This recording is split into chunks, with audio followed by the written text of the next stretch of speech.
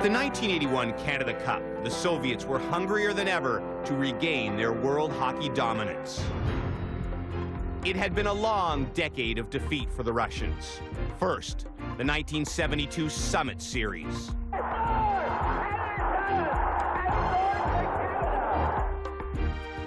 A poor performance at the inaugural Canada Cup in '76. And just a year earlier, a shocking loss to the U.S. at the Winter Olympics.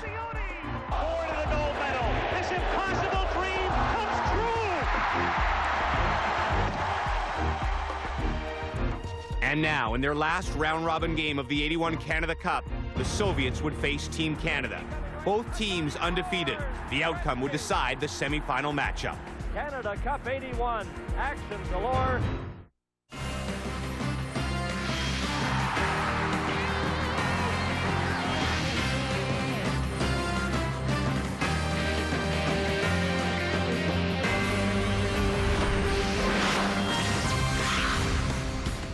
Welcome to the NHL on TSN Canada Cup Classic. Here is your host, James Duffy. All right, thank you. Along with Pierre Maguire, let's flash back to 1981, and technically, it didn't really mean that much. We knew the Canadians and the Soviet Union were both going to the semifinals. This game would just determine who would play who. But come on, it's Canada. It's the Russians. The rivalry born in '72, expanded in '76, and now in 1981, the next chapter. And these were some angry, angry Soviets, weren't they, Pierre? Yes, they were angry Soviets, James. And when you really think about it, James talked about the decade before when you had '72, you had '76, the first Canada Cup, and obviously 1980, where we're very displeased. But it's also a passing of the torch for the Soviet Union. You think about Alexei Kasatonov, Slava Fetisov making their breakout party as a defense tandem. And then you look at the KLM line. Everybody knows about that. It's also Tretyak not being as great as he once was, being replaced by Michigan. So you're going to see so many different things from the Soviet Union. But the big thing for Canada, too, no more old reliables from '72 or from '76. Now things are starting to change. Now, going into this game, everybody was hoping Gilbert Perreault would be able to play the magical line with Lefleur and with Grettzky. Well, Gilbert Dionne breaks his ankle, so he can't play. He gets replaced by Marcel Dionne. So there's lots of different subplots in this game, James. All right, and for more on that, let's send you back to 1981 and Ron Roosh with a report.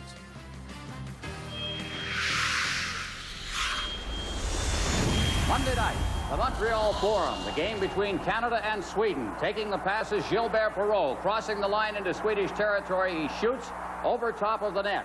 Watch to the right of your screen. Wayne Grettzky cutting in front of the net. He is tripped by the Swedish defender and slides into Gilbert Perreault. Perreault goes down heavily into the boards in obvious agony. Perreault, a broken ankle. He has lost 8 to 10 weeks. He will be out of the Team Canada lineup for the duration. So Marcel missed one game, and he's a very good puck handler. I think we certainly will miss Perreault. We know how well he played in the series, but Marcel is ready, and we talked this morning with Wayne and Guy, and I'm quite sure that they'll adapt themselves to each other. All right, why Marcel Dionne, not, for instance, a Middleton or somebody else from the lineup? Well, it pretty well had to be a centerman. As you know, we did play Perreault on left wing, and of course, notwithstanding the other lines, they were going very well, and it would have meant a lot of changes, I think. We may still have to make some changes, but we didn't want to do it going into this game. We feel that the other lines have done very well together. Before we get to the game, let's get to our Hockey Nation poll, brought to you in part by Mr. Transmission. Ask about our Mr. Transmission credit card and don't pay for 90 days interest-free OAC. We're going to talk a little bit later on tonight in 2020 Hindsight with Glenn Healy and Steve Simmons about some of the best lines of all time, especially from that era. We want your vote. Flower Power, the KLM line, the Trio Grande from the Islanders, or the Triple Crown line from the Kings. Your vote at tsn.ca. All right, a couple of notes from this one. Scotty Bowman resting Mike Liut and putting in Donnie Edwards for this game so Mike Liut would be ready for the semifinals and finals. Also, this game at the Montreal Forum, a crowd of 16,001, which would be a Canada Cup record at that time. Let's send you out to the game. Bernie Pascal and Tom Watt have the call. The officiating staff for tonight's game, they're getting into their spot. Bob Henry is the referee. Bob Luther and Kevin Collins are the linesmen. Michigan on the left, Edwards on the right, the two goalies for this game. The officiating staff, all NHL staff members, But the trio tonight are all Americans. The referee, Bob Henry from Detroit, Bob Luther from St. Paul, Minnesota, and Kevin Collins from Springfield, Massachusetts. The game is underway. This is Potwin clearing it to Clark, Gillis to Trottье. He shoots it in. In after it goes Fetisov. Fetisov swung around by Bossi. Puck is cleared out to center. Lэрry Robinson at his own blue line for Canada. Over to Potwin. He's watched on the play by Vladimir Krutov. Robinson cleared it up, and it slapped right back into the Canadian zone. Makarov chasing Robinson, but Potwin's back quickly. Off the boards, Clark, Gillis passed it right in the middle. Krutov's shot, and Potwin stopped that. Trottье slaps it off the boards. Backboard, Kazatonov, number 7. Up on the right side, it's intercepted by Marcel Dionn to Wayne Grettzky. Here's Grettzky going in for Canada. In behind the net, has Lefleur in front. Passes to Marcel Dionn. Dionn has trouble, gets the puck again. To Grettzky. Grettzky coming right. A shot, he scores! Grettzky!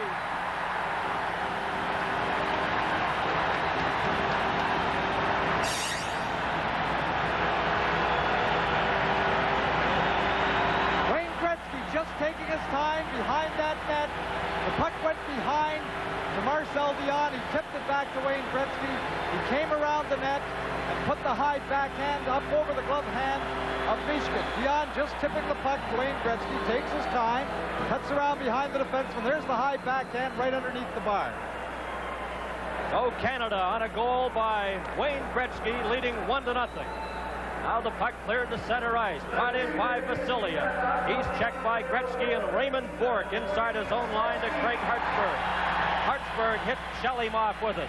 Shalimov coming in with Shapeliev up over the line. Dionn has it for Canada. Marcel Dionn. Wayne Grettzky on the left side, back into the middle. That just failed to click. Raymond Burk. Here's the announcement. Here comes Grettzky back in for Canada.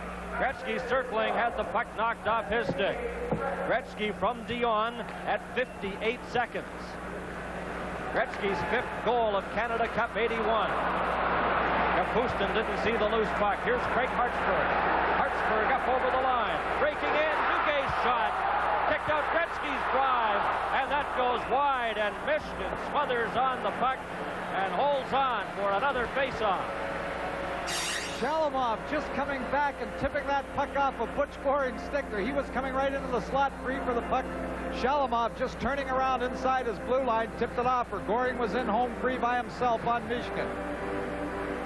Butch Goring, Duguay, and Bob Geyni, the forward line for Team Canada. Number 25 for the Soviets is Vladimir Golikov. Billy Aletinov goes after the puck. Comes around the boards. Gamayev is bumped by Geyni. Vladimir Zubkov sends it back into his own zone. Duguay knocked it down. Billy Aletinov, he's checked. Now it's cleared around the boards. After it is Zubkov. Straight up the middle. Duguay knocked that down. Puck cleared off the boards. Gamayev and Barry Beck going into the Team Canada zone after it. Beck, number 3. Gamayev knocks him against the boards. Goring tries to get the puck loose. And we get a whistle from referee Bob Henry and a face-off in Team Canada zone. Butch Goring having an excellent series, but very important. That first goal so early in the hockey game gives the team a little lift. In fact, everybody on the Team Canada bench a little excited, having getting that early goal. That's very important in the hockey game to go ahead. It gives you that confidence that you need. Number 22, Viktor Zhlukov, the big centerman for the Soviets. Zhlukov with Homatov and Skvortsov, and the puck is cleared down the ice into the Soviet zone. Fetisov, number 2, watched by Rick Middleton. Here's Fetisov. Now he's bumped out of the play there by Ken Lindsman. Puck comes back inside the line. Robinson up the middle. Middleton had trouble with it. Bumped with Lindsman. Zhlukov to Skvortsov, and he couldn't control the pass. Zhlukov again at center. Drops it back into his own zone. Skvortsov has the puck at the Team Canada line. Slapped off his stick by Robinson. Here comes Lindsman. In with Danny Gare. A shot, and that goes wide. Comes around to the blue line and out to center. Zhlukov, number 22. Middleton got a piece of him, but Potwin is back to cover up. Potwin in front of his own net. Good forechecking there by Andrei Homatov, number 15. Lutov knocks the puck down, then it's cleared off a stick back into the Soviet zone. Canada on a goal by Grettzky, leading 1-0.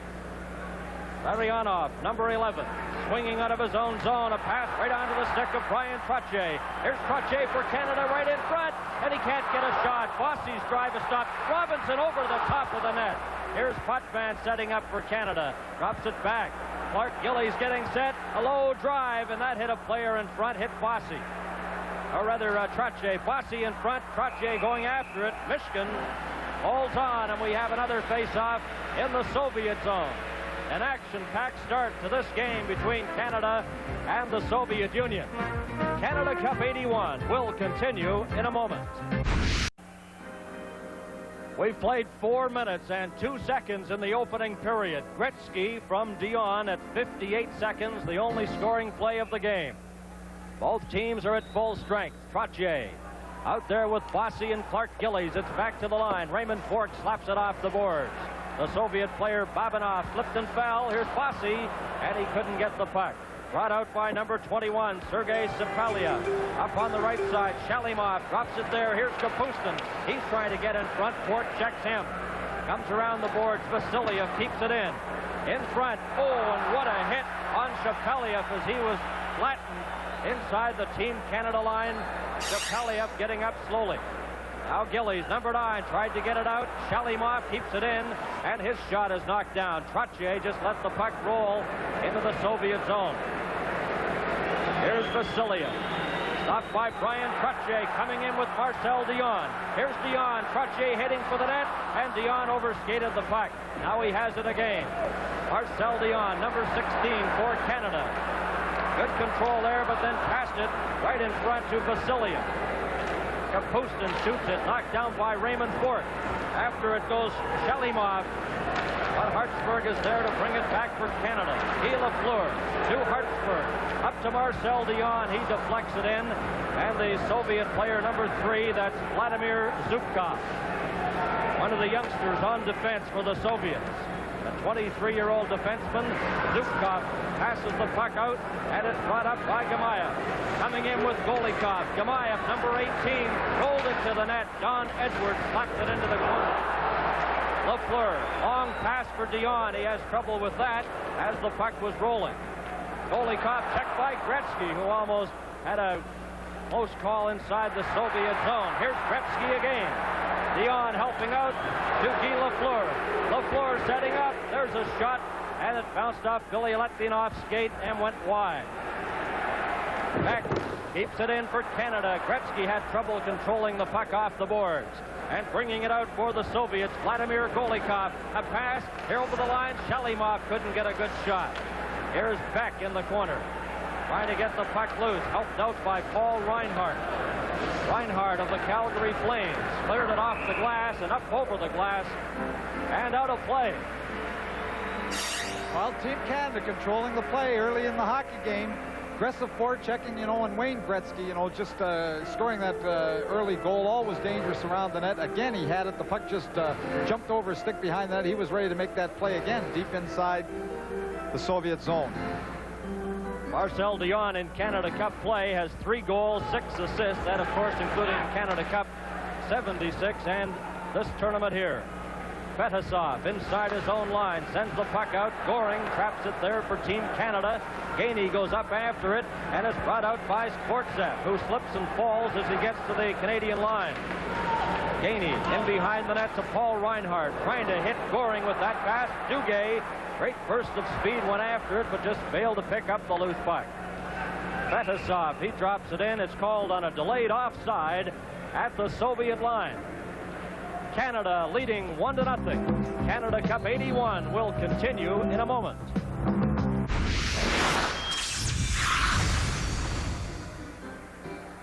Welcome back to the Montreal Forum. Bernie Pascal along with Tom Watt, Ron Roush, and Eddie Westfall. It's 1-0 for Team Canada over the Soviet Union. Linsman to Denny Potvin. Here's Potvin going in for Canada, rolls it in front, and nobody there as Middleton slipped right into the net behind Michigan. Vasiliev at center. The veteran defenseman playing with a broken nose, suffered earlier in the tournament. against Sweden. Here's Middleton off the boards. Middleton trying to get Lindsman with that pass. It rolls into the Soviet zone. Lindsman's there to eliminate the icing, getting there before Babanov. Lindsman digging, comes in front but can't get a shot as Vasiliev squeezes him off the puck. Makarov, number 24, loses it to Middleton. A shot, the rebound. It's stopped right on the line by Mishkin. Makarov gave up on the play as he was slapped by Middleton, giving Rick Middleton a clear shot on goal. Well, you don't stop, especially when you're there. Makarov seemed to take it in the eye. There you see him just going off, and Middleton has a freebie right off. In fact, I don't know how the puck didn't go in the net. It seemed to hit the post and then come right under Michigan's pads. Team Canada came within an ace of going ahead 2 goals. Makarov just going off the puck, allowing the layup for Middleton. He just puts the puck back, it hits the post, and goes under Michigan's pads. Canada has outshot the Soviets 5-1 so far in the period. Face off in the Soviet zone, 12-19 left to play in the first period. Kapustin in his own zone. Zubkov brings it out up to his own blue line, then forced back. That pass intended for Shapeliev got over his stick, and Craig Hартсбурg bumped by Kapustin in his own zone. Now Clark Gillis. Bossi after the puck on the right side, trying to get it back to Gillis, and that's broken up. Number 23, Shalimov up over the line, coming in with Shapeliev a shot, and John Edwards makes the save, his second save of the game. Donnie Edwards, 25 years of age, played junior in Kitchener, Ontario. Has a total of 14 shutouts in National Hockey League play, and he was telling us the other day one of his proudest moments is when he shared the Vezina Trophy with Buffalo's Bob Sauvé. And perhaps a little bit of a surprise playing today. Scotty Bowman showing a lot of confidence in him because Lyotta had played all the time, including the pre-tournament win over the Soviets, and then coming in here today not having played and actually not having practiced until Smith broke the finger and he came back with the hockey club. Face-off will be to his left in the Team Canada zone. It goes to Barry Beck. Beck tried to hit Guy Lefleur with that pass. Paul Reinhart traps it, goes to an open wing. Dionn trying to catch up. Grettzki stopped it back as Barry Beck now, number 3, to Dionn. In the middle to Grettzki. Here's Grettzki coming in on goal, and Kazatonov had him tied up, and he couldn't get a shot. Good defensive work by Kazatonov. Now the puck goes to Guy Lefleur. He's bumped by Fetisov. Kazatonov, number 7, up on that left side. Drozdetsky. He's bumped by Paul Reinhart. And the puck goes loose at center. Golikov drops it back into his own zone. Kazatonov, number 7, 21 years of age, straight up the middle for the Soviets. Grettzki almost hooked it away. Now here's Drozdetsky, number 13, a shot missed by about 5 feet. Fetisov for the Soviets lost control, and Reinhart backhands it to Barry Beck. Around the boards to Marcel Dionn, out to Wayne Grettzki. And Grettzki had trouble. Golikov knocked it away from him. Kazatonov. Yamayev, number 18, winding up on that left side. Passes over to Drozdetsky. Here's Drozdetsky. Beck got a piece of him. And Butch Goring for Team Canada. Got it outside the line. It's cleared down the ice. Duguay and Fetisov both got to it and then got tied up, and the puck remained just behind them. Fetisov in behind his own goal for the Soviets. Gets a pass straight up the middle. Brought out. Up over the line goes Luptov, the big centerman, a backhand shot, and I believe Edwards just got a piece of that. Stopped at the line. Delayed offside coming up. Now Robinson has the puck, clears it. Duguay, he's bumped along the boards by Alexander Skvortsev. Vasiliev, the captain of the Soviets, gets the puck to Skvortsev. Viktor Zhluptov up over the line. He leaves it there. Omatov in front. Skvortsev was checked by Rick Middleton. Zhluptov circling the net in front, and he couldn't get a solid shot on goaltender Edwards. Canada's Ken Lindsman up on the right side. Danny Gare, a shot, and that goes wide. Slapped behind the net. Gare trying to get it loose. Vasiliev pushed him. Now Gare trying to get that puck loose to Middleton, and the Soviets come right out again. This is Kortsev. Up over the line, Kortsev to Homatov, and that just failed. Robinson as they go end to end. Here's Larry Robinson in for Canada, and he lost it. Middleton helps out. Rick Middleton back to Robinson, has trouble controlling the pass. Gets it back and outside the line, and Potwin forced to go back to center ice.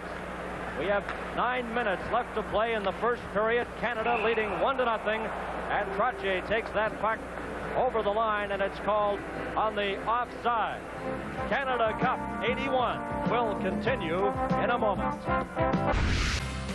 Hey folks, James Duthie back in the NHL on TSN studios, getting ready for our first intermission when Bob McKenzie, the hockey insider, will drop by to talk about this guy. They love him in London, Rob Stremp, but you know what? Canadian fans might not like him come Christmas time because he's a good candidate to play for Team USA. And Pierre Maguire on the greatness of Slava Fetisov, one of the best defensemen ever. We'll ask Pierre Maguire if he stands in those rankings. In fact, later on tonight, Pierre Maguire is going to rank his best defenseman ever, and we'll see if Slava fits into that category. Let's send you back to the first period of play. 7 minutes and 6 seconds left to play in the first period. The only goal, Gretcky's 5th of the Canada Cup from Marcel Dionn. That was scored in the first minute, 58 seconds. No penalties as yet. A wide open period. There's a shot. Michigan juggles it. Duguay goes after it. And Fetisov comes up with it for the Soviets. Geyni's check. Duguay in front of Goring. And it just rolled off the end of his stick. He couldn't get a solid drive. Now it's backhanded out to center. Potwin shoots it right back in off the glass. Fetisov. He's bumped by Duguay. Goring in front to Geyni, and Michigan pulls that out of the air and holds on. Duguay and Fetisov having a little hassle there just against the boards. Fetisov come up, he's touching his forehead as if he thought he might be cut. They were high-sticking one another against the boards, straightening out his helmet. But the two of them, that's the first sign we've had of any little bit of ill feeling between the two hockey clubs. And we'd like to take a moment to salute the Markham Major Midget Hockey Team. There you see them in the gray sweatsuits. They're going to Finland and Russia in December to play in the Forza Cup tournament. And they're at the Canada Cup as guests of their sponsor, MAI of Canada. Good luck to those youngsters. And good luck to all youngsters across Canada with minor hockey just about ready to start for another season. And here at the Montreal Forum, it's a 1-0 game. Canada leading the Soviets. Soviets breaking out of their own zone. Drozdetsky up to the Team Canada line. Bumps with Larry Robinson. Potwin. Gamayev chasing him. Duguay. And Babinov had him lined up. Here's Geyni. Babinov has the puck for the Soviets. Drops it back to Vasilia. Up to Gamayev, number 18, in the middle to Golikov. Golikov back to Drozdetsky. Duguay is dumped. Here's Drozdetsky in front, and he's stopped by Larry Robinson. Loose puck rolls into the Soviet zone. Vasilia. Danny Gare watching him. Tried to get Gamayev with that pass. It rolls down the ice. And back for it is Ken Lindsman, icing against the Soviets. You may have noticed that there have been a few times when Team Canada has just dealt out resounding, just crunching checks around the blue line. The Soviets, when they get to that blue line, they like to cross, try to confuse the defenseman, and on 2 occasions, Ron Duguay just about had one lined up, and then of course we saw one earlier by Raymond Burk. When they cross, sometimes the Soviets don't want to keep their head up after they make that cross. Team Canada's caught them 2 or 3 times here in the first period with just great checks as they cross and are not looking after they make the pass. So is Lutov against Lindsman. The puck rolls out, taken by Kortsev. He has great speed. Kortsev up over the line. His shot way off the target, and Bork has it for Canada. Here's Bork inside his own line. Lindsman takes the pass, trying to get it to Gare. Kortsev knocked the puck ahead. Right up over the line. Homatov couldn't get a shot, knocked off his stick, and they leave it there. Gare clears it to center. Kortsev drops it back. Vladimir Zubkov. Billy Aletinov, number 14. Back to Zubkov. Gare into forecheck him. Homatov, number 15, bumped by Lindsman. Here's Gare knocking the puck loose. Michigan scoops it up and holds on. Rick Middleton, a good shift there for Team Canada. Canada Cup 81 will continue in a moment.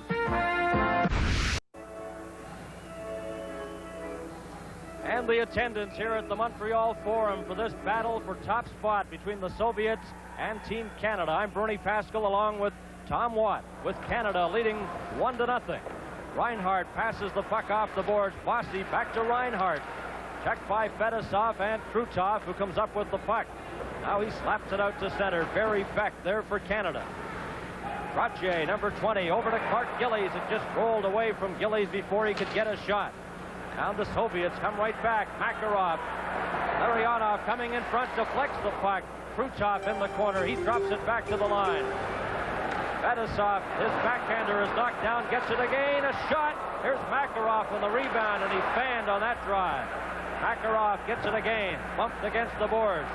Clark Gillis has it at center. Makarov is checked, and the puck rolls into the Soviet zone. 4 minutes and 30 seconds remain in the opening period. Fetisov, number 2. Passed it over to number 7, Alexei Kazatonov. Back to Fetisov. Grettzki in forechecking for Canada. Potman at his own line. Number 5, Makarov in to forecheck him. Pass too hard to handle for Marcel Dionn. It goes down the ice. Kazatonov touches it, and it's icing against Team Canada. Of course, the Soviets went to the 1948 Olympics as observers to start their very impressive hockey program over the years. 1948, they sat back and watched the Olympics, then entered their first World Championships in 1954. They went through that undefeated, and the rest has been history. And who is here observing everything here with the eye, the man who started it? One of the greatest influences in developing the distinctive Soviet style, Anatoly Tarasov. And he's been attending the Soviet practices. In fact, he's been here all day. We saw him this morning, and he was at the afternoon game. Real keen hockey man. Here's Shapeliev, a shot. Edwards stopped that. Potman in front. Another drive hits a stick in front as Shapeliev was set up in front. Dennis Potman trying to get it loose. It's taken by Shalimov. Shalimov got it out. Grettzky's upset. There'll be a penalty to the Soviets. Here's Lefleur coming in with Marcel Dionn. And the shot goes wide. A delayed penalty against the Soviets. Scoring Lefleur. Oh, what a save by Michigan. Oh, did he make a spectacular save. Canada Cup 81. Action galore. And that sparkling save by Michigan. Butch Goring coming over the boards from the delayed penalty, taking the place of the goaltender, is able to slip the puck through to Guy Lefleur. Michigan's glove just darted out to take a sure goal away from Guy Lefleur. But there's the advantage of an alert goaltender getting to the bench. Usually teams have the center and the next line up, and that was Butch Goring going over the boards, able to set it up. And yes, that is Jackie Stewart, who has great reflexes as well. In fact, you'll be one of our guests tonight. Motorsport fame Jackie Stewart, watching this game along with 16,000 plus at the Forum, and of course viewers right across Canada on the CTV network. And we hope you're enjoying this game. It's a dandy with 3:20 left to play in the first period. Kapustin going to the penalty box for the Soviets at 16:40. There's Kapustin in the penalty box. Tripping penalty. So Canada's power play, Lefleur, Middleton, Marcel Dionn, Grettzki, and Potvin on the points. Here's Middleton coming in front, rolls the puck there, and it just got away from Guy Lefleur. He drops back to the line. Potvin takes it in deep. Here's a pass to Grettzki.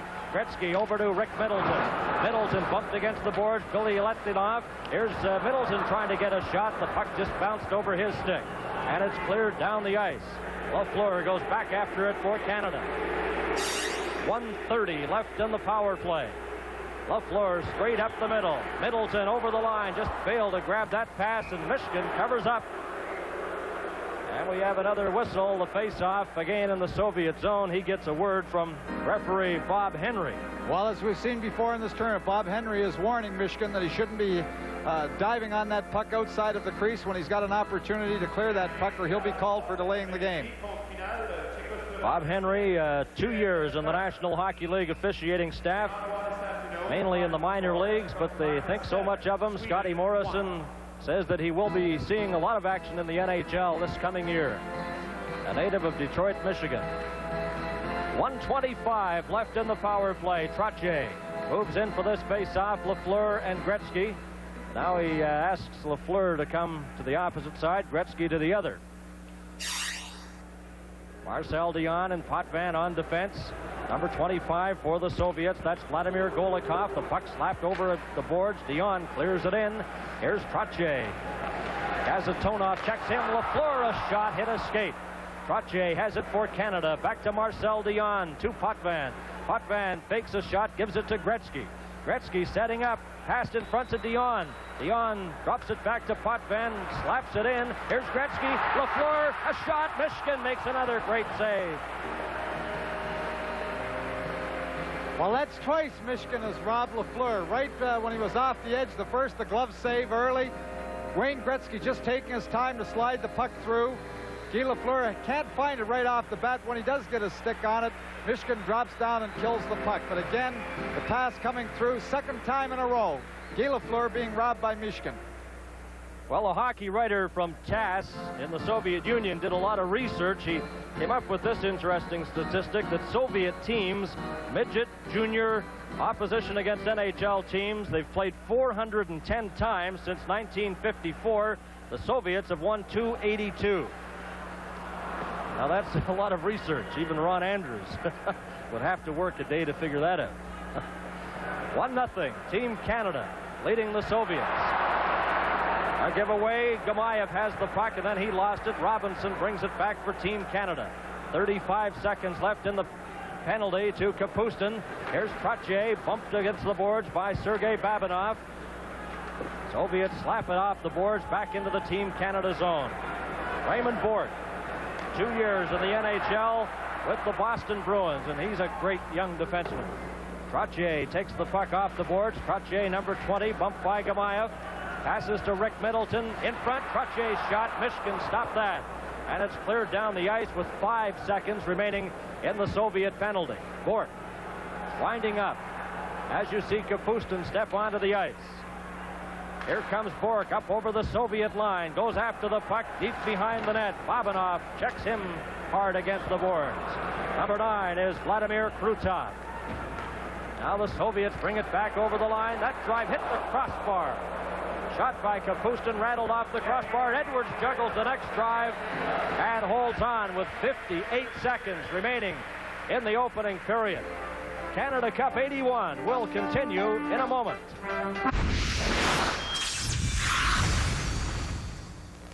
The only goal of the game was scored at the 58-second mark, and that number comes up again. 58 seconds remaining in the opening period. They'll drop the puck in the Team Canada zone. Ready now, Geinie slapped it back. Billy Aletinov gets a shot right on, and that's stopped by goaltender Edwards. Potvin out to center. Here's Goring going after it. Billy Aletinov got there first. Billy Aletinov passes it in. After it goes Sergei Makarov. Makarov tied up by Barry Beck. 35 seconds left. Beck then knocks the puck over against the boards. Ron Duguay has it for Canada. He's dumped by Vladimir Zubkov. There'll be a penalty coming up to the Soviets again. Edwards heads to the bench for the extra attacker. Goring, 20 seconds left in the period. A penalty coming up to the Soviets. A delayed call. It'll be Zubkov that'll be penalized. Here's Goring setting up in his own zone. Goring to center. Up over the Soviet line goes the puck, and Zubkov touches it. And there's the whistle, and a penalty for tripping to Zubkov of the Soviets with just 4 seconds left in the period. Well, with 4 seconds remaining and having that man advantage inside the Soviet zone, it's still dangerous. Being able to control that puck, we may be able to get one shot on goal with just 4 remaining. So the Canadian players over to the bench to talk to Coach Scotty Bowman, as Zubkov will sit and watch the final 4 seconds of this period from the penalty box. You see the trip coming here. Zubkov just getting his stick in front of Ron Duguay, dumping him at center ice. Second Soviet penalty in a row here in the first period. You take out your goalie here. 4 seconds remaining. Can they ice the puck in 4 seconds? Maybe we should take the 2-man advantage to get an opportunity on goal. Well, many will argue that. They say it takes, what, 6 to 7 seconds to shoot the puck? Well, 60 miles an hour is 88 feet a second, so if you can shoot at 60 miles an hour, it takes 3 seconds to go the length of the ice at an average of 60 miles an hour. So maybe with 4, you might take the gamble. Well, we'll be watching some games with the Winnipeg Jets with 4 seconds. Tom Watt will be coaching Winnipeg this year. Marcel Dionn for this face-off against Luketov. Deep in the Soviet zone, Michigan a surprise starter ahead of Tretjak. Potwin has shot. Dionn almost picked up the loose puck. Stiller, they score! But no, the goal does not count. The green light is on, and the red light and the green light cannot go on at the same time. And the green light came on to end the period before the puck was in the net. A tough break for Team Canada because it just went behind Michigan. Well, you know, Bob Henry, the referee, he signals a goal. The puck comes across in front, and you see the green light going on before the red light goes on. Now, whether that's a difference in the timing of the goal judge putting his finger on the button to signal the goal, but the puck comes across, it goes in the net, and the green light is on before the red light can go on, and they both are not allowed to go on.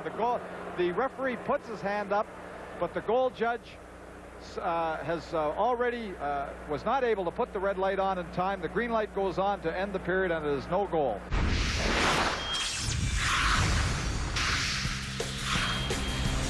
Still to come, Oilers first-rounder Rob Schremp is ripping up the Ontario Hockey League, and hockey insider Bob McKenzie says the U.S. national junior team has noticed. And later, Pierre Maguire looks at the career of a hockey legend. Well, what do you know? Real, live, present-day hockey on TSN Wednesday and Friday. It's the Battle of Ontario. Well, not quite. It's Central New York against Newfoundland. It's the Baby Sens and the Baby Leafs, Wednesday and Friday night from the Air Canada Centre, 7:30 Eastern Time on TSN. Well, you've heard of shrimp teriyaki. How about shrimp tears up hockey? It's a stretch, I know, but sadly, it's just what I do. Bob McKenzie explains in our Hockey Insider. That's right, James. Much of what you do is a stretch. James, you know, it's not yet official, and there's still a week until the final roster will be formally announced, but it certainly looks as though Edmonton Oilers first-rounder Rob Schremp will get a chance to strut his stuff for Team USA at the World Junior Championship. Now, this qualifies as news because when last we left you, the prolific London Knights pivot was at best a long shot to be named to the defending World Junior Champions roster, having been left off the first group of 12 named to the team. Schremp had a very poor summer evaluation camp with Team USA, and there were whispers that team management was concerned about a whole host of things, from attitude to personality to defensive woes to a proclivity for getting a lot of his points on the power play. But if the 18-year-old Fulton, New York native hasn't won the hearts of Team USA staff just yet, he appears to have at least won their minds. Sources say that Team USA has decided during its weekly conference call that Schremp is tentatively set to be named to the 22-man roster. Let it be duly noted that nothing is carved in stone until the team is announced sometime next week, but he no longer appears to be on the outside looking in. Schremp has been ripping it up with the record-setting Knights. He has 24 goals in 26 games, including 14 on the power play. Both figures are #1 in the OHL. His 45 points is third in the league, and he has 15 goals in his last 11 games. Red hot, you bet. Now, there's no question his offensive pyrotechnics have been a factor in a seeming USA hockey change of mind. But what's apparently impressed Team USA the most is how hard Schremp has worked and how much he wants to be part of this national junior team. And it certainly doesn't hurt that he's got game-breaking qualities that could come in handy in a crucial game against, say, well, how about Team Canada, perhaps? It may be fortuitous timing. Columbus draftee Danny Fritchie, one of the heroes of last year's gold medal run, he re-injured his shoulder on Saturday night in just his second game this season with the Sarnia Sting of the OHL. He was in Cleveland today seeing a specialist, and the word is it's just strained ligaments, not major structural damage, and that he could still be playing for the U.S. in the World Juniors. But Schremp's inclusion never hinged on Fritchie's health, but it's still pretty good insurance for Team USA. It's interesting as well. You know, the junior team's always cooperative with releasing their players to the national teams, but the way London is going and that undefeated streak, Corey Perry's a decent bet, of course, to make Team Canada. If Schremp goes, there's a couple of other guys on that team that could make Team Canada. If they're still going on that undefeated streak, that'll be a couple of big losses for them. Lots more ahead. Just ahead, from the Soviet national team to the NHL, Pierre Maguire looks at the career of Slava Fetisov. You're watching the NHL on TSN. One of the most impressive things about this Soviet team was their penalty-killing unit so far in this tournament. Going into the second period, they had killed off 22 straight opposing power plays, but that would be tested earlier in the second by Wayne Grettzky and company. Referee is Bob Henry as we get set now to start the second period. And remember, the Soviets, Zubkov in the penalty box. He has 1:56 remaining in his penalty. So Canada on the power play, Dionn, Middleton, Guy Lefleur, Grettzky, and Dennis Potvin as the second period is underway. Here comes Grettzky in with Middleton. Grettzky right in front to Middleton, and he just failed to get a shot as the puck rolled off his stick. In behind the net, Grettzky knocked against the boards. It's cleared out to center and down the ice. Back for it goes Dennis Potvin, number 5. Five-time All-Star in the National League. Potvin brings it straight up the middle, up over the center line, in over the Soviet zone. Zlutov slapped it off his stick. Here's Lefleur, Middleton in front. Pass nowhere near him. Marcel Dionn traps the puck momentarily, but here's a 2-on-1 break. Zlutov is coming in for Sportstaff. Back to Zlutov off his stick, and it just went wide. Grettzky lined up and hit by Fetisov. Puck dropped back. Now here's Marcel Dionn. Canada's 19th power play opportunity. They have 2 goals on power plays, both by Bossi. 55 seconds left in this power play. Here's Potvin to Guy Lefleur. Passed it over. Marcel Dionn back to Lefleur, setting up to Potvin in front. A shot. Oh, and Michigan got a piece of that and deflected it wide. Fetisov brings it out to center. 35 seconds left in the penalty. Potvin deep in his own zone. In the first 2 minutes of period number 2 at the Montreal Forum, the puck cleared into the Soviet zone. Vasiliev, it's icing against Team Canada with 23 seconds left in the Soviet penalty. Well, Team Canada again putting on the pressure, and I'd have to say so far that Michigan is the star of the hockey game. Team Canada's had by far the greater opportunities, outshooting the Soviets at this point 12-7. The good opportunities, 2 from Lefleur, the stop there from Denny Potvin, just seeing at the last moment from the shot from the point. I would have to say that Team Canada has had by far the greater opportunities early in the hockey game. Soviets have been a man short 22 times in the tournament. No goals have been scored against the Soviets. In fact, they've scored 2 shorthanded goals. And they've been successfully killing off this penalty heading into the final seconds of the minor infraction. Canada, Hартсбурg got a shot right on, deflected up over the glass, and out of play by Michigan. Scotty Bowman, you know, he's pretty wise. You see, he's been forced to use forwards on the point. He's played Dionn at the point at certain times. He's played Guy Lefleur at the point at certain times. But here, late in the penalty, when there's, say, 12, 20 seconds remaining, he goes back so that he doesn't get caught even sides with a forward playing defense. He's back now with 2 defensemen in Hартсбурg and Burk playing at the point. There's a shot right from the draw by Mike Bossi that just sailed wide, comes out to center, and the Soviets are quick on the puck. Golikov, and then he was checked as he passed the Team Canada line, and now we have a hooking infraction coming up, and it'll be to the Soviets. And Golikov heads over to the penalty box, number 25. Golikov for hooking. So another power play for Team Canada. The other penalty had just expired.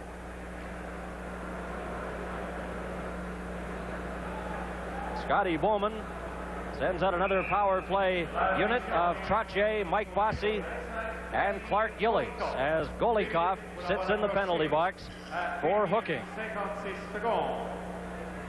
Scotty Bowman, of course, has fond memories coaching here in the Montreal Forum. For years, the coach of the Montreal Canadiens, coached many Stanley Cup champions, and then, of course, Canada Cup '76. Scotty was the winning coach in that game and is very optimistic that Team Canada can repeat that performance this time around. They lead this game 1-0 on the power play again, and the puck is stopped, and Shepeliev clears it back down the ice. Craig Hартсбурg, number 4, back for it for Canada. The native of Stratford, Ontario. Former outstanding junior in Sault Ste. Marie. A pass to Raymond Bork. Bork shoots it into the Soviet zone. Babanov goes back after it. He couldn't get to the loose puck. It comes back to the line. Burk slaps it off the boards. Gave it right to Vasiliev, who brings it out for the Soviets. Up on the right side, Shalimov. He's coming in with Shepeliev outside the line. Babinov forced to wait for his teammates to get onside. Shepeliev, watched by Bossi. Takes it over the Canadian line. Bumped by Raymond Burk. Bossi ahead to Wayne Grettzky. He's stopped, and the puck is slapped at the center ice area. 55 seconds remaining in the Soviet penalty. Here comes Rick Middleton up to Marcel Dionn, who takes the pass. Dionn, a shot. Michigan, Grettzky the rebound. And that went wide as it was bounced off the goalie. A close call there, Dionn and Grettzky. Lefleur back in behind his own net. Winding up for Canada. Great speed. Lefleur up to the Soviet line to Grettzky. Grettzky moving in front and lost control of the puck as it bounced off the Soviet player Zubkov. 22 seconds left in the Soviet penalty. Canada 1, the Soviets nothing. Grettzky at his own blue line. Number 99 to Lefleur. And Robinson had bounced off him and rolls right to Michigan, who holds on.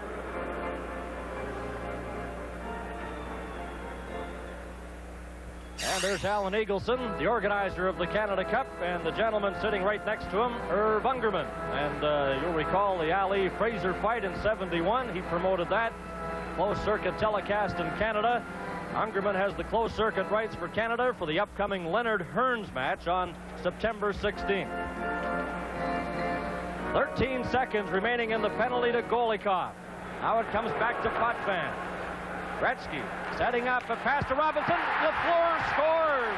Guy Lefleur standing in front with Robinson. The pass goes to Lefleur, and it's 2-0. A sweet pass. Very, very sweet. He put it right on his stick, put it between people. What Wayne Grettzky does so well, he can pass that puck. He's got the great anticipation, the nice touch. Watch the go right between those sticks, right underneath, right on Lefleur's stick.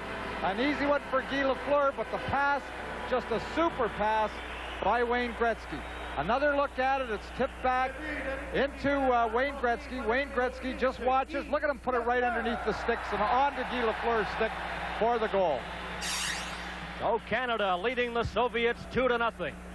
Shluptov trying to get the pass ahead to Alexander Skvortsev. He's bumped by Barry Beck, and Bob Gейни clears it to an open wing. We have a whistle as the puck was held against the boards.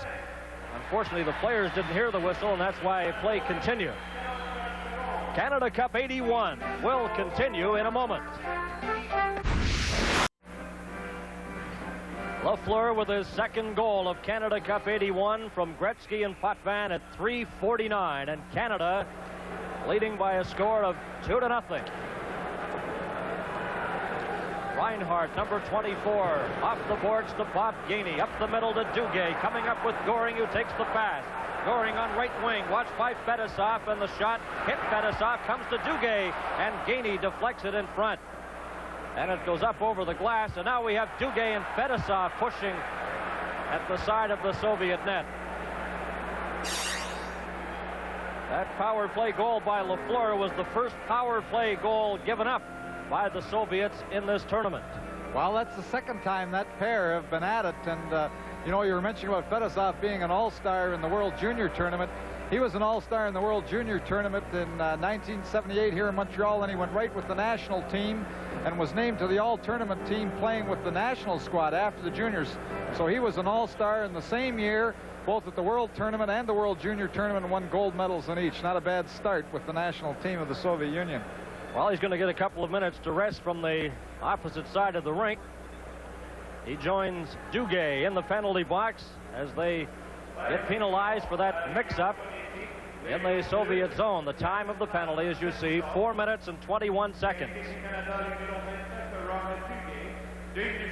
Face-off will be to the left of Michigan, and the puck comes back. Here's Raymond Burk getting set. A shot kicked out by Michigan. Babinov has trouble with it along the boards. Now skates almost in front of his own net. Puck comes out to center. Here's Drozdetsky, number 13. Drozdetsky up over the line, and it's taken by Craig Hартsburg. Over to Mike Bossi. Bossi over the Soviet line. A shot. Michigan deflects that off his stick, up over the glass, and out of play.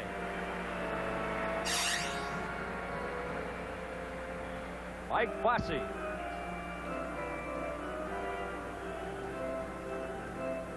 He'll be heading into his 5th year in the National Hockey League with the Islanders. In his first 4, he scored a total of 241 goals. Not a bad start. Here's Raymond Bork clearing the puck into the corner. He's bumped. Trottье with Bobinoff. Now it's cleared. Hартсбурg traps the puck. A shot. Deflects in front. Bobinoff knocked it loose into the corner. Bobinoff with Vasiliev standing there to offer some assistance. It goes to Trottье. Ryan Trottье. Bossi had it get by him, and Vasiliev, the veteran captain of the Soviet national team. Grettzki up to Gamayev. Gamayev, watched by Hартсбурg, puts on the brakes. Comes back to Bobinoff. Bobinoff couldn't get a shot. The puck came outside the line. Exactly 1 minute remaining in the penalties to Fedosov and to Duguay. Butch Goring, number 91, in his own zone for Canada. Hартсбурg knocked the puck loose. Here's Hартсбурg, number 4. Lined up by Gamayev. The puck is taken in front by Grettzki. Dropped it back, and Zubkov's shot was stopped. Gets it again. Geinie blocks that. Hартсбурg off the boards. Goring couldn't control the puck as it bounced off the boards in front of the Team Canada bench. 30 seconds left in the penalties. Here's Hартсбурg. Gamayev had him lined up but missed. Bob Geinie brings it back for Canada. Gainie's shot hits the post. Bob Geinie, a low drive, bounces off the post. Kapustin back for the Soviets. His drive up over the glass and out of play. Well, some end-to-end action there. Bob Geinie just broke around, a new proud father this evening, but broke around to the outside. There seemed to be a confusion in the defense of the Soviet Union. They had to switch. A nice low shot hit the far post when it had Michigan beaten. Bob Geinie voted the National Hockey League's best defensive player the last 4 years and a proud recipient of the Frank Selke Trophy. 13:55 left to play in the second period.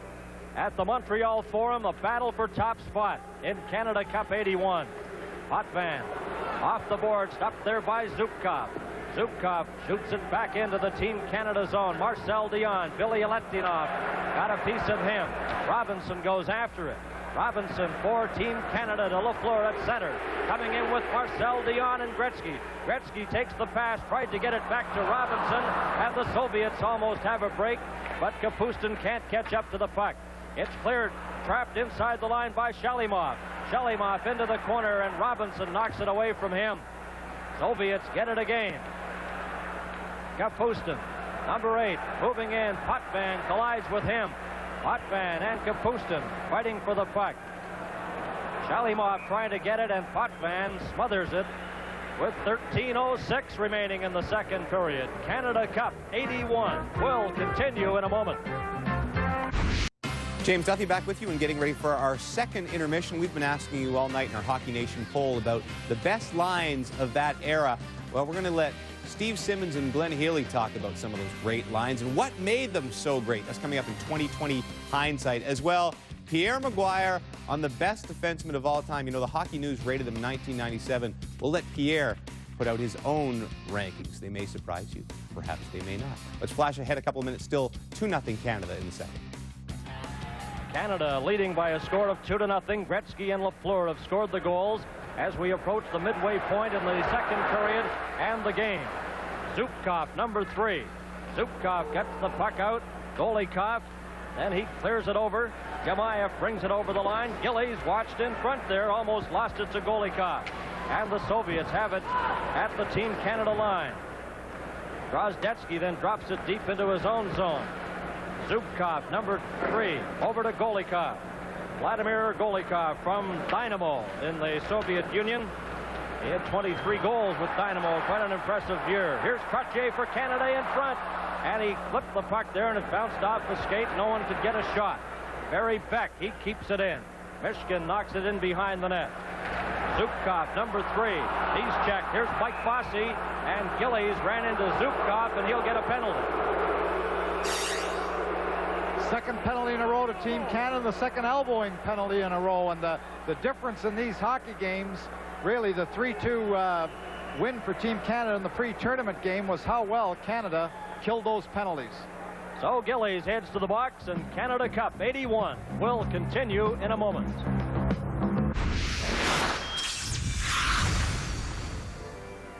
Art Gillies in the penalty box for elbowing at 10:44. So the Soviets with another power play opportunity. They're down 2-0. Robinson to Potvin. Potvin just shoots the puck into the Soviet zone. Back for it is Fetisov, number 2. Fetisov getting speed in his own zone there, up to center. Goring watching him. The pass got to Larionov, then it was knocked off his stick. Kazatonov, number 7, gets it into Makarov. He's the speedster on this Soviet team. To Fetisov, but the Soviets having trouble getting to center ice. And a shot by Geinie, and Michigan had to be alert that time as the shot came right from center ice. Great forechecking by Team Canada. Goring just flips the puck in behind the net. The Soviets are having trouble getting to center ice on this power play. Now Kazatonov, Larionov, and he's forced back by Geinie. 1:10 left in the penalty. Now Makarov, he comes up to center, gets over the line, into the Team Canada zone. Krutov heading for the net. It comes back, Kazatonov, a shot, they score! The Soviets get on the board, a power play goal. Team Canada had done such a great job of killing it off, and this is the first time Makarov was able to penetrate the zone.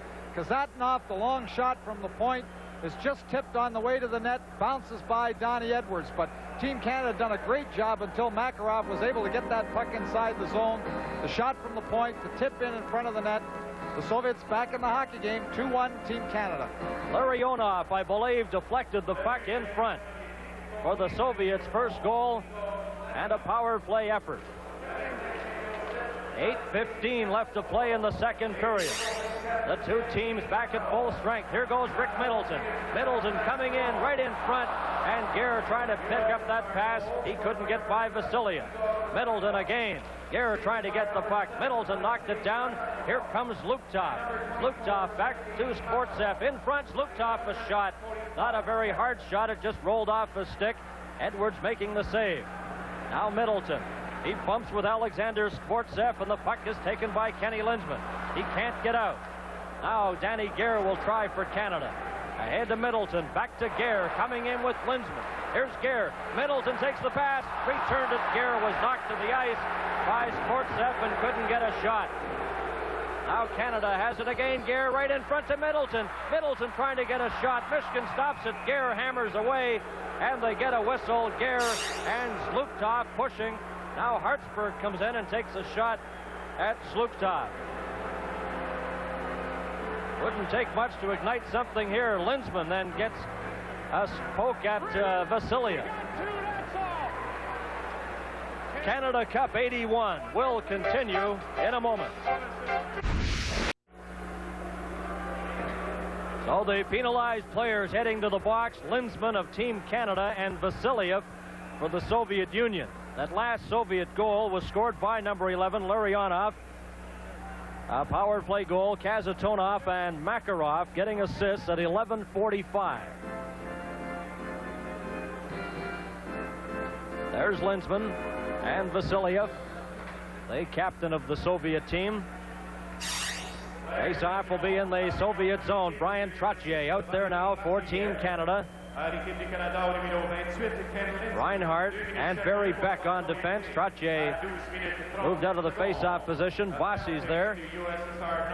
Zubkov dropped it into his own zone. Billy Letinov to Kapustin. Kapustin up the middle. Shepeliev back to Kapustin. Trottье after him, takes him out of the play, and Beck slaps the puck off the boards. Billy Letinov for the Soviets to Shepeliev, number 21. Back to Billy Letinov. Billy Letinov, a pass to Zubkov. It bounces off his stick. Shepeliev, number 21, sends the puck over. Kapustin back to Zubkov. Here comes Zubkov. He got to the line, then forced back. Kapustin couldn't control the pass. Got away from him. Barry Beck up to Reinhardt. He shoots the puck into the Soviet zone. 1:10 remaining in the double minor penalties to Lindsman and Vasiliev. Canada 2 and the Soviets 1. Here's Zubkov up to Kapustin, has trouble, back to Zubkov. Shepeliev trailing on it. Here's Shepeliev right in front. He scores! Shepeliev for the Soviets, and it's all tied at 2-2. Shepeliev being set up just perfectly in front of the net. made the little deke to his left, comes back to his forehand. Edwards going one way, just slides the puck in as help comes a little too late, but the good play was made deep in the zone when the pass, as he just cuts around the last defender, moving again to his forehand, sliding the puck by Donnie Edwards. 2-2. So with 6:20 left to play in the second period, it's a brand new game, a 2-2 tie. Shepeliev at 13:40. Larionov getting the other Soviet goal. Lefleur and Grettzki have scored for Canada. Here's Grettzki to Lefleur, and he was hooked. He couldn't get a shot. Now Canada on the defense here with Fetisov leading a Soviet attack. Robinson got a piece of him. Drozdetsky backhands the puck into the Team Canada zone. Potwin for Canada. Watched by Drozdetsky. Now he comes out over his own blue line. Flips the puck. Robinson has it, number 19 for Canada. Robinson over the line, and it's knocked in by Wayne Grettzky, and it's called on the delayed offside. There's Wayne Grettzky. And we'd like to remind you this program is copyright and strictly for the private use of our audience. Any reproduction, retransmission, or exhibition of this game without the express written permission of the CTV television network and Harcum Consultants Limited is strictly prohibited. Well, Team Canada stopped skating here. The Soviets with 2 quick goals back in the hockey game, and they're trying to finesse a little too much now, trying to finesse the puck rather than moving with the puck and trying to make their skating do the work for them. Now the puck goes to the Soviet player, Fetisov. Geinie keeping an eye on him. Krutov, Larionov, who scored one of the 2 Soviet goals, to Fetisov. And he's hammered to the ice. Bob Geinie then clears the puck down into the Soviet zone. The penalized players are back on. Linsman heads to the bench, replaced by Lefleur. Vladimir Krutov, 21 years of age, out there for the Soviets to Fetisov. He dumps it in front. Kazatonov up the middle to center. Here's a race. Hартсбург got Krutov tied up. A shot. Edwards stopped it. Hартсбурg off the boards. Kazatonov keeps it in. Now it's cleared out to center. Kazatonov to Krutov. Krutov fires the puck in, and it hits the glass. Dionn bumped by Makarov. Cleared in behind the net. Makarov for the Soviets. Krutov heading for the front. Now he picks up the puck, and Raymond Bourque gets to it for Canada. Tried to hit Lefleur, and the puck rolls right into the Soviet zone to Mishkin. He just shoots the puck. Barry Beck traps it at center. Beck over the line to Grettzki, coming in with Dionn. Dionn in front, but Kazatonov intercepted that. Soviets, Larionov, he shoots the puck. Edwards makes the save. Paul Reinhardt, number 24, lead pass, got away from Dionn, and back after it is Vasiliev, number 6. 4 minutes, 12 seconds left to play in the second period. It's a 2-2 tie. And these 2 teams tied for top spot in Canada Cup 81. Identical records of 3 wins and a tie, and they're tied in this one. Vasiliev. Omotov got to the line. Zlukov brings it in, and it's offside at the Team Canada blue line. Canada Cup 81 will continue in a moment.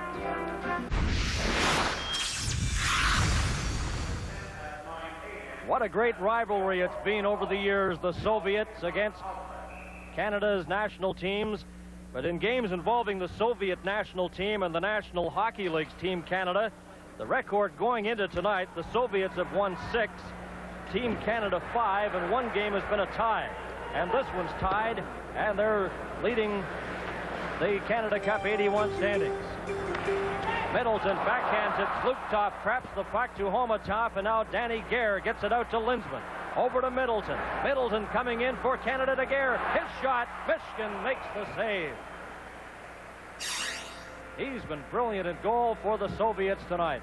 Well, the key to that play on the 3-on-2 is Kenny Linsman just to the right of your screen, going right to the net. He takes one defender to the net. Danny Gare slips into the hole between them. You see Linsman and the other defender, Vasiliev, off the side of the net, allowing Gare to go right to the net home free and get the good opportunity. But that's what happens when you go to the net. Linsman, number 28, playing his 2nd straight game for Team Canada. Here's Gare fanning on a shot. Potwin got it in front. Gare tried to get that pass from Potvin, but he got away from him. Now here comes Kapustin. Shepeliev in front. Robinson checked him as Kapustin is taken out of the play by Kenny Linsman.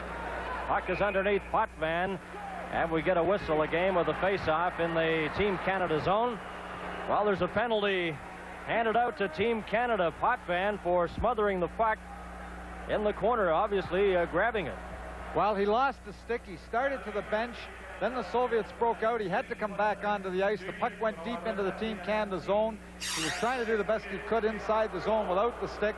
And in the corner, he fell on it and drew the puck with his hand underneath him. If he just falls on it, it's no penalty. But when he pulls it underneath him, it's a delay of the game penalty. 16:50, Potvin, delay of game. It's a 2-2 tie.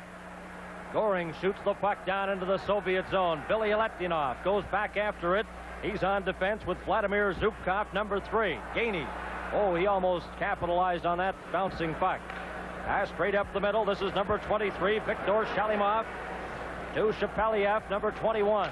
Shepeliev watched by Hартсбурg. It goes to Kapustin. In behind the net, trying to stuff it in front. Edwards traps it at the side of the net and gets another whistle. 2:42 left to play in the second period. Well, there we saw again the Soviets attackers crossing just at the blue line, and Raymond Bork, it's tough with the score tied to take the chances. They switched to step out and flatten one of them, but he had the opportunity there, but he backed off a little bit, afraid of just getting caught at the blue line. But we've seen a lot of the Soviet crossing, their forwards crossing, trying to confuse the defense just inside the blue line. Guy Lefleur looking on from the Team Canada bench. He has one of Canada's goals, Grettzky the other. Larionov and Shepeliev have scored for the Soviets. And the Soviet Union on a power play right now. This is Kazatonov, number 7. Goring forces him back. Makarov, number 24, gets it into the middle. This is Larionov, Igor Larionov. And he's bumped by Craig Hартсбурg. Krutov bumped there by Geinie and hits the ice heavily. Geinie going after the puck. Goring's helmet's lying on the ice there. Here's Zubkov, and he shoots it out to center ice. And the Soviets, Krutov, coming in with Makarov, who takes the trailing pass back to Krutov. Krutov trying to get it to Fedosov, and Bob Geinie has it for Team Canada. Up with Brian Trottье over the line. Tried to get it through, and it hit Kazatonov. Trottьe nailed against the boards there by number 2, Fedosov. 35 seconds remaining in the penalty to Denis Potvin. Kazatonov for the Soviets. In with Makarov. Beck knocked the puck away from him, then he kicks it loose. Comes over the line. Krutov trying to catch up to it, and he's checked there by Larry Robinson. 20 seconds left in the penalty. Middleton after it into the Soviet zone. Here's Middleton right in front, and Michigan stopped that on the short side as it rolled off the stick of Rick Middleton. Now Drozdetsky moving in front. Here's Drozdetsky, and that's stopped by Edwards. End-to-end action. Well, Barry Beck got caught a little flat-footed there right at his own blue line, and Drozdetsky just put it into overdrive as he got to the blue line. No move. Just broke to the outside, around him, cut to the net. Donnie Edwards coming out was able to stop that puck with his pad. Middleton taking the pass just off the boards at the end, just previous to the opportunity by Drozdetsky, almost slipping it underneath the Soviet goaltender. But we're going end-to-end here late in the second period. Each team has had 3 power play opportunities, and each team has a power play goal. Potvin with 3 seconds remaining in his penalty. 1:13 left to play in the second period. Canada has outshot the Soviets 10-7 in the second period. Drozdetsky, number 13, as Potvin's back on the ice. Babinov had trouble at the line. Golikov drops it back to Vasilia. 1 minute left to play in the second period. Gamayev, a long shot. Edwards stopped that, and Barry Beck traps the puck. Here's Beck. Guy Lefleur, number 10, up to Wayne Grettzky. Bounced off his stick into the Soviet zone. Vasilia. Marcel Dionn goes over to check him. The puck is cleared to an open wing. Drozdetsky and Robinson after it. Drozdetsky has it.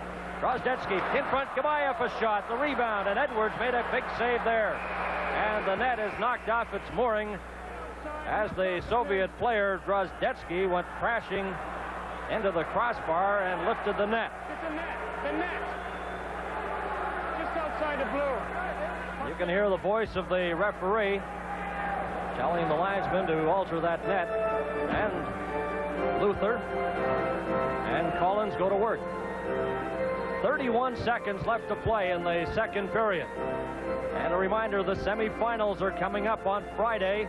A big doubleheader on CTV. We'll have one semifinal from Ottawa, followed by the other semifinal from the Montreal Forum. Of course, the matchups are still in the air depending on the outcome of this game tonight. Now Potwin at his own line for Team Canada. Potwin clears it in. Grettzki left it for Dionn. A shot that was off the net, but gloved by Michigan, with 20 seconds remaining in the second period. Fans a little impatient and hollering here, feeling that Michigan didn't have to kill that gloved stop that he makes. Now he puts it in the back of the net. You see, stops the play where really could have perhaps tipped it to his defender going behind the net. Fans a little unhappy. There's Guy Lefleur of backhand. Billy Letinov stopped that. Grettzki, and it comes to Zhlukov. Zhlukov back for the Soviets, up with Homatov. Homatov takes the pass in front, trying to get it back to Zhlukov, and Lefleur tapped it away. 5 seconds. Here comes Dionn. A long shot, low and just off the target. And that'll do it. The siren goes to end the second period, a highly entertaining period of hockey here at the Montreal Forum. Team Canada and the Soviet Union deadlocked in a 2-2 tie. And we'll be back with the second intermission in a moment.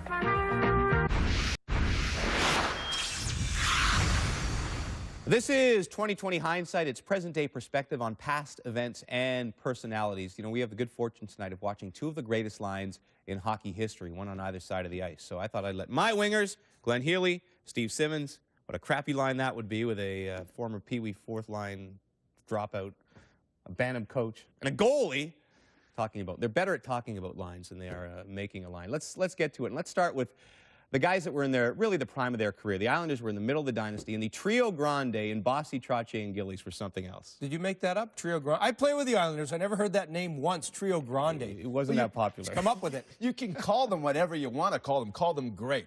This line had everything. I mean, but Bossi and Trottье as a combination, as good a duo as there's ever been. You know, Bossi really made the line. He was the finisher. And, you know, you practice with this guy. He was a perfectionist. He was a workaholic. If you put the puck in his skates and you went back to the bench and said, hey, sorry about that, he'd say, sorry, what is this, bantam hockey? It's the NHL. You put it on my stick. But we all forget about Gillies. That's the guy. He was like the icebreaker who made room for the speedboat to come in behind. And Gillies won the Islanders that first Stanley Cup. He was the guy who beat up O'Reilly and gave the team confidence when they beat Boston. Then they beat Buffalo, who were 20 points better, and then Philadelphia, who were 25 points better. We forget about him because he's nowhere near a league of the other two. That's why we forget about him. He played a great role, though. We're so NHL-centric around here. Let's talk about the guys in the red sweaters. The KLM line in Krutov, Larionov, and Makarov. A terrific line, but I know you're going to say it wasn't just a line, was it? No, it wasn't just a line. It was a five-man combination, including the two defensemen, Fedosov and Kazatonov. But in this line, what you had is the best puck-moving line probably in hockey history. No, give me hold on a minute now. No, were you watching? Small, did you watch? And they had skill, but the reality is... Every pass, they didn't have to talk about bantam hockey. Every pass, tape to tape. You need more than skill to compete in the National Hockey League, and I don't think they would have went to traffic areas. Now, when they came to the NHL, Krutov and Larionov came together in Vancouver. Krutov, he could stick handle in a phone booth. But when he got here in Canada, he couldn't fit in a phone booth. This guy... He found fast food. He was the happiest guy in Canada. Tim Hortons, bring it on.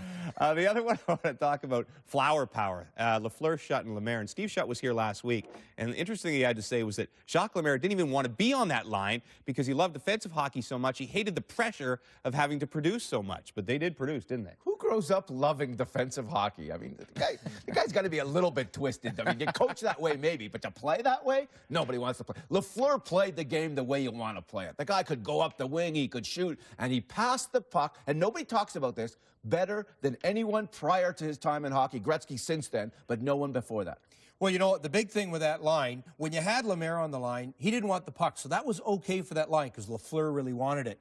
Mahovlich played on that line. He wanted the puck, and that's one of the big reasons that they took Mahovlich off the line. And Lemaire, he gave these guys the credit card. Now, Lefleur, would he have scored those 80-foot slap shots like he scored on Gilles Gilbert? I don't think so. He went to the front of the net. This guy really paid the price. I wonder how great he would have been in today's NHL, because that's where you score from today. Both of those guys tremendous in the NHL. Well, the thing Schutt said is he had to develop a sixth sense, because opponents didn't know what Lefleur was going to do. Lefleur told him he didn't know what he was going to do, and so Schutt just sort of had to hang around and try to figure out what Guy Lefleur was going to do next, because he never knew, but it paid off pretty well. That's their opinions on some of the best lines of that generation and of history. We wanted your opinion tonight in our Hockey Nation poll. Let's get to it. It's, of course, brought to you in part by Mr. Transmission. Ask about our Mr. Transmission credit card and don't pay for 90 days interest-free OAC. Which was your favorite line combination from this era? And the winner, it's a pretty close one, but it is Flower Power, Lemaire, Schutt, and Lefleur at 45%. The Trio Grande, which I believe Brian Trottье nicknamed them. He talked about that at the Hall of Fame the other night. Not a common nickname, but hey, it works. 37% they were second. Still to come, they were the best of the best on the blue line. Pierre Maguire gives his list of the top D-men in NHL history. All right, thank you very much. Back with Pierre Maguire, a man who loves lists. He's our version of Letterman. So let me bring you back to 1997 when the Hockey News put out a list of the best defensemen of all time. And 3 of their top 6 were playing in the game we are watching tonight. Let's show you their list, and I want to know if you agree with what they said, or I'm guessing Pierre Maguire usually has his own changes. Well, I'm agreeing with Bobby Orr. I'm definitely agreeing with Doug Harvey. And even though I didn't see Eddie Shore, I'm going to talk about the scouts that did see him play and played against him or with him, and I would agree with that. I have a difference with Raymond Bourque. I have a difference with Denny Potvin. I have a difference with Larry Robinson. The reason why, Denny Potvin was such a strong offensive contributor. He could beat you with a big hit defensively. He had an amazing wrist shot, and he created lots of different chances. Larry Robinson, he had a sweeping game. He could drive wide offensively. He could body slam people and fight the best players on the opposition to stalemates. And Raymond Bourque had an acumen for scoring big power play goals late in games. He had great defensive savvy.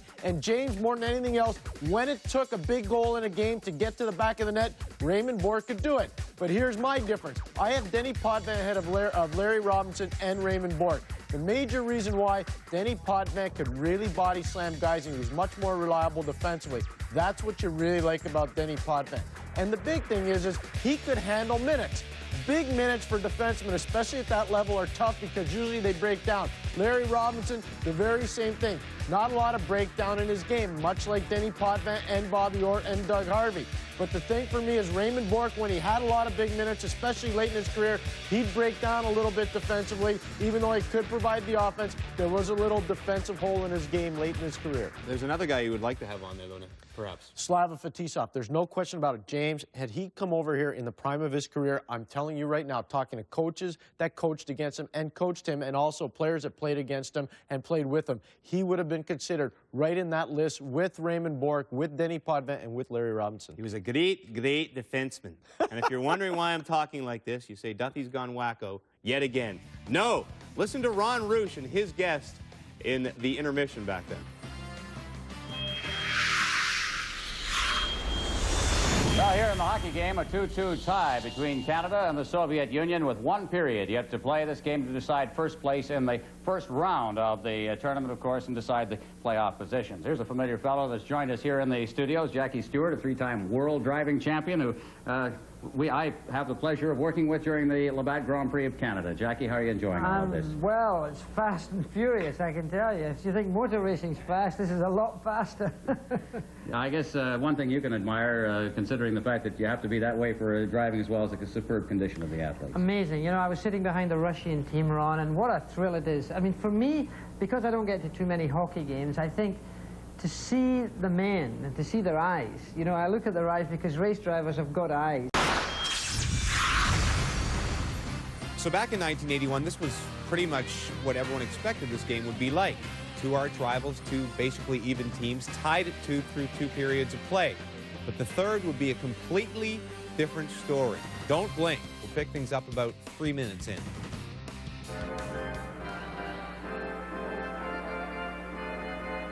Welcome back to the Montreal Forum. This is Bernie Pascal along with Tom Watt. It's a 2-2 tie.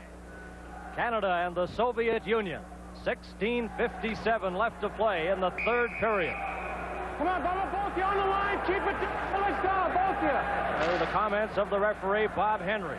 Both teams at full strength. Reinhart watched there by Grettzki. Now it's brought out by Rick Middleton. Middleton for Canada to Linsman, but it's offside at the Soviet line. Danny Gare was free on the right side, but he just took a half a step over that line, creating the offside on the near side. But he had a step on the last defender, and had he stayed onside and that puck got slipped across, they would have been in business. And fans right across the country offering their support to Team Canada 81. Middleton against number 25, Vladimir Golikov. The puck is cleared up over the glass, and quite a scramble for it as someone tries to get the souvenir puck. Speaking of souvenirs, it's amazing how all the souvenir T-shirts and whatnot, you check around the rink and most of them are gone.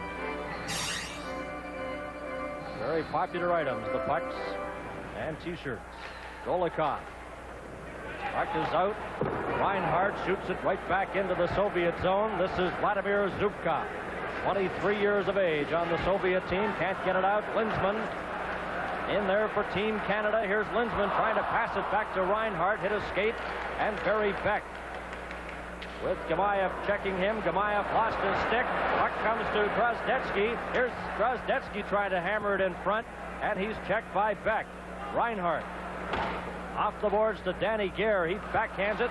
Gamayev swings at the loose puck, and Barry Beck has it for Canada. Out to center. Middleton stopped there.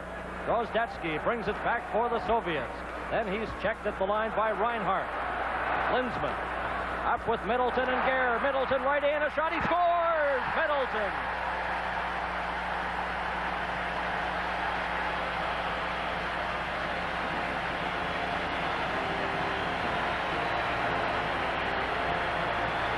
The puck just going off the defender's skate, allowing Middleton to jump in behind. There we see the puck going behind the last defender. Middleton making no mistake, and that's one thing that he can do. The puck hits the last defender. He can't turn quick enough to get it. Middleton alertly jumps in. Look how he puts that puck right up high quickly on his forehand. That's one of the things that Rick Middleton does very, very well. When he's around that net, he can put it up quick and under the bar. Rick Middleton has averaged 33 goals a season for the Boston Bruins. The last 2 years, 40 and 44 goals. And that's a big one tonight to give Team Canada the 3-2 lead. Middleton scoring for Canada. Now the Soviets come back. Larionov, and he lost it. Hартсбурg off the boards, and he gets it out. Now Canada's scoring. Up to Duguay. A long shot over the top of the net. Middleton from Linsman and Gare at 4:08. Team Canada goal scored by number 17, Rick Middleton. This is Sportsev. Who's Luptov? Luptov over the line, tried to get the pass on the left side to Homatov. That failed, and a collision in front on goalie Don Edwards. As Sportsev collided with Don Edwards, and Sportsev gets up slowly. Canada Cup 81 will continue in a moment. We played 4 minutes and 50 seconds in the third period. It's Canada 3 and the Soviet Union 2. Both teams are at full strength. Babanov to Krutov off the boards into the Team Canada zone. Robinson, number 19. He was on the World Championship team for Team Canada at the World Championships in Sweden last April. Robinson and Lefleur joining the team over there, and he made the first team All-Star. And he's been playing his All-Star performance in this Canada Cup, as Clark Gillies has, and he's been outstanding as well. The last time Clark Gillies was on the ice, he and Vasiliev went to the boards together, and that was an interesting matchup because two of the biggest men, Vasiliev, one of the strongest men in hockey, both of them went to the boards, and I'd have to say the ice shook, but it was a saw-off between the two of them. You talk about durability, too. Clark Gillies has missed just 22 games, 7 seasons in the National Hockey League. Now the Soviets coming back in. Shepeliev breaking for the front of the net. The pass never came from Kapustin. Gilieletdinov. He passes to Shepeliev, and he backhands it into the Team Canada zone. Robinson. Bossi trying to get it out. Bossi bumped there by Zubkov. It got to the line, but that was it. Kept in by Zubkov, trying to get it to Kapustin, and it's cleared out. Bossi slipped, goes after the puck. Kapustin takes him into the boards along with linesman Bob Luther. Now Shalimov clears it out. Kapustin at center for the Soviets. Coming in with Golikov. He backhands it in. Potvin chases it there.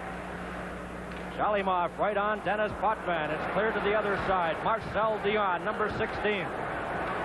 To Potvin. Denny Potvin to Guy Lefleur. He backhands it to Gretcki. What a pass. Here's Gretcki. Right in on goal. A shot. Oh, and it just deflected off the stick of goaltender Mishkin. Canada's Marcel Dionn. He's checked by Zubkov. Gretcki tries to get the puck. Now Lefleur behind the net to Gretcki. Gretcki with Beck in front. Back to Guy Lefleur. A shot, and that's blocked in front. Back to Lefleur. A drive. A rebound. They score! Marcel Dionn.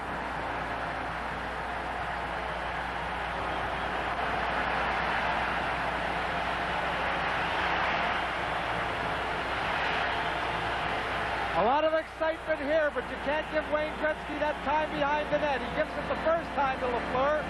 The stop was made, and watch the Soviet defenders give it right back to Guy Lefleur. They give him a second opportunity, and he gets it through. Dionn just parked off the doorstep. Makes no mistake about that. But the Soviet defenders guilty of clearing that puck badly.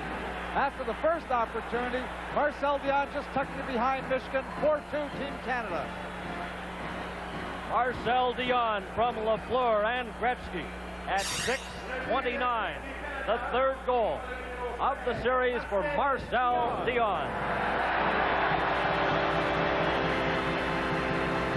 Canada 4 and the Soviet Union 2. Announcing the assist, that's the cheer for Lefleur and then the one for Gretcki. Now the puck is back in. Here's a chance for Garrett's shot, and Mishkin stopped that.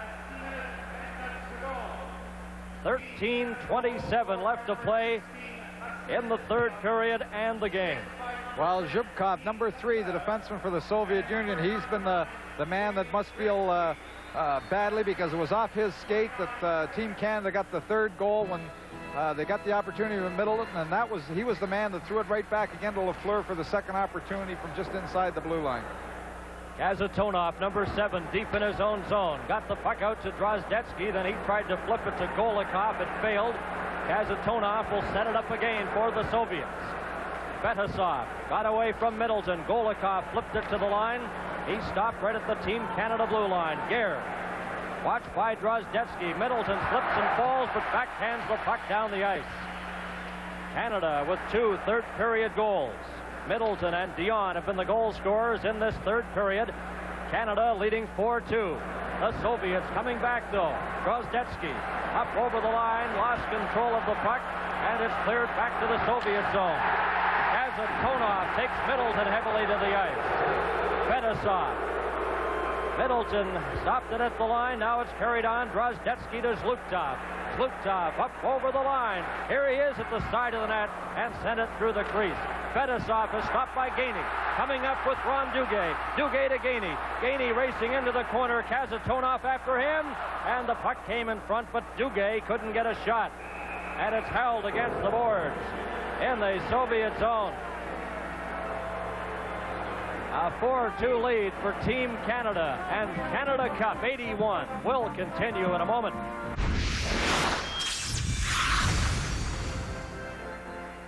At the Montreal Forum, welcome back to our CTV coverage of Canada Cup 81. I'm Bernie Pascal with Tom Watt, Ron Rouge, Eddie Westfall.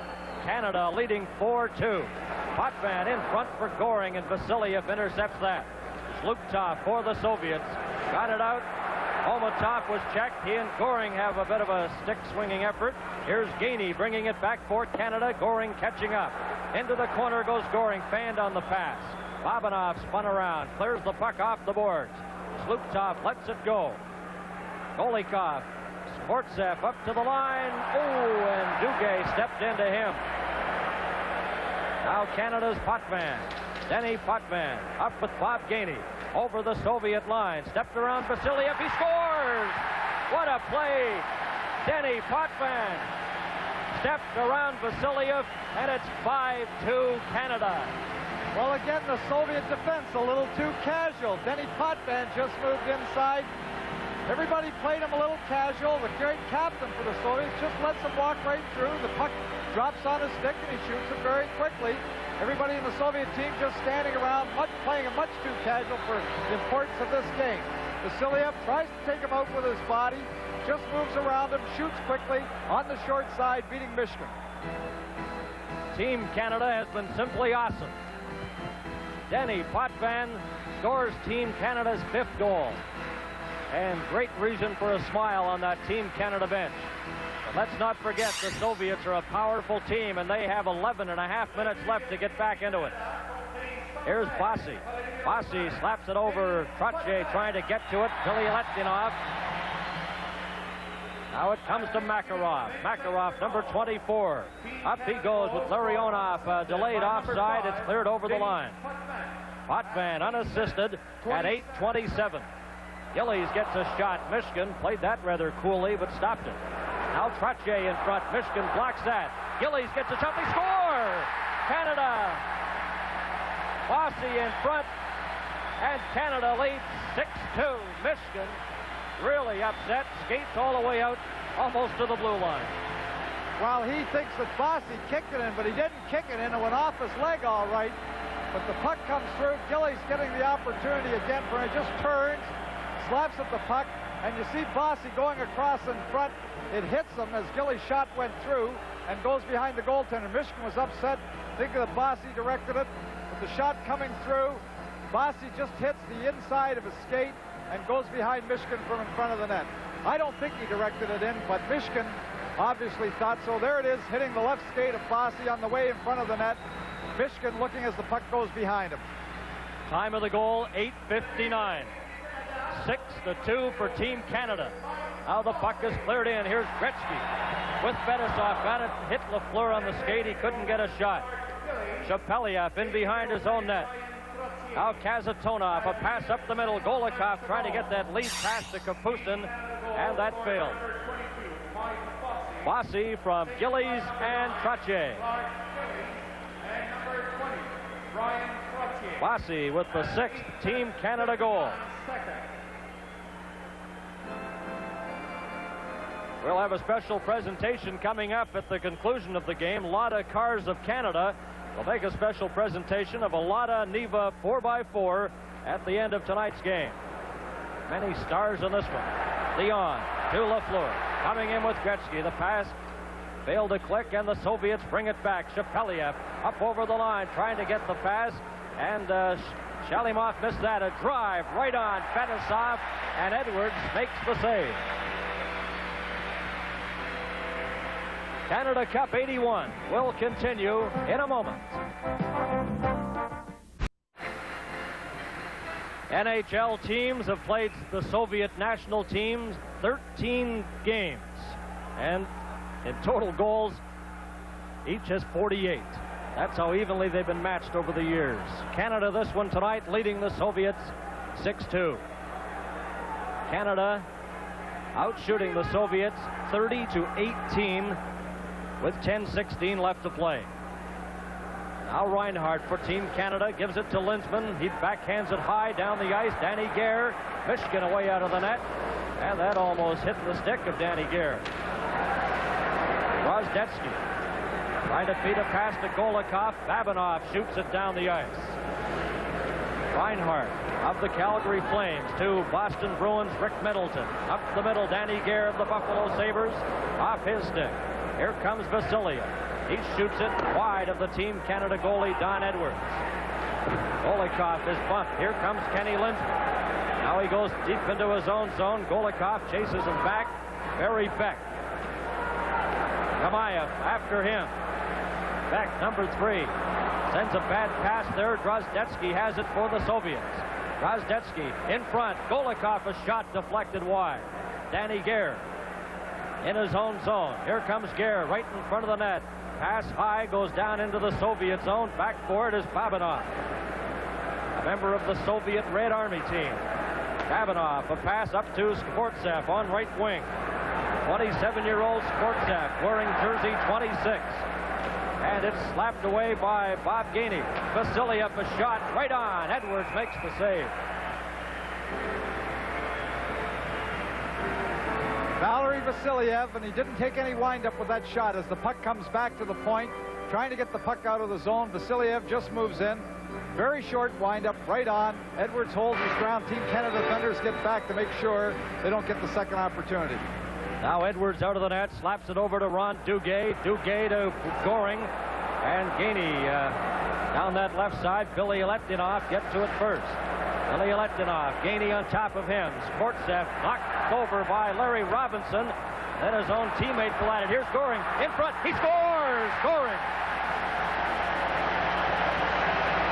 7-2 for Team Canada.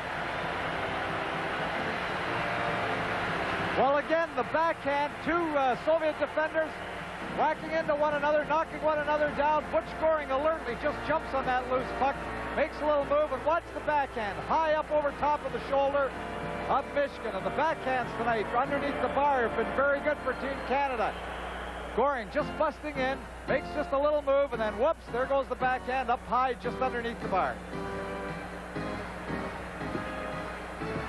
Butch Goring from St. Boniface, Manitoba.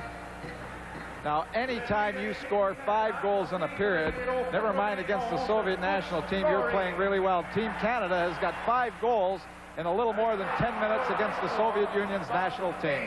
And Makarov brings it back now for the Soviets. Makarov up over the line, coming in with Krutov, watched by Hартсбурg, and the puck goes to Trottье, who gives it to Bossi. Bossi with Gillis wide open, but the pass was blocked by Kazatonov.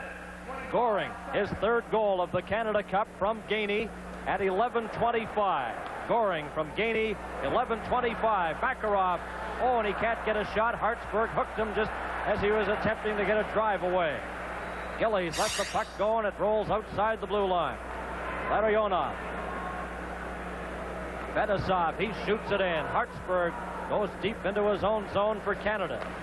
Sets the stage for 2 big semifinal games on Friday. Both will be televised on the CTV network live. One game from Ottawa, 5 o'clock Eastern time, and the other semifinal in Montreal at 8 p.m. Eastern time. Both games Friday, the semifinals on CTV. Here's Fetisov at center for the Soviets, dragging the puck, bringing it up to the Team Canada line. Larionov takes the pass, tried to return it to Fetisov, and that just failed to click. Guy Lefleur, 7 minutes and 8 seconds remain in the 3rd period. Marcel Dionn, Beck knocked the puck out. Brought back in by Larionov. A pass over a shot, and that by Shalimov just went wide. Now Grettzky chasing the puck in the Soviet zone. Babanov after him, and he's nailed against the boards by the Soviet defenseman.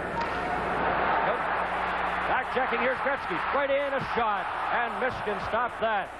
Determined play of Wayne Grettzky. Now the Soviets coming out again. The pass to an open wing. Beck goes after it. Kapustin gets to it. It's called on an offside pass. Canada Cup 81 will continue in a moment.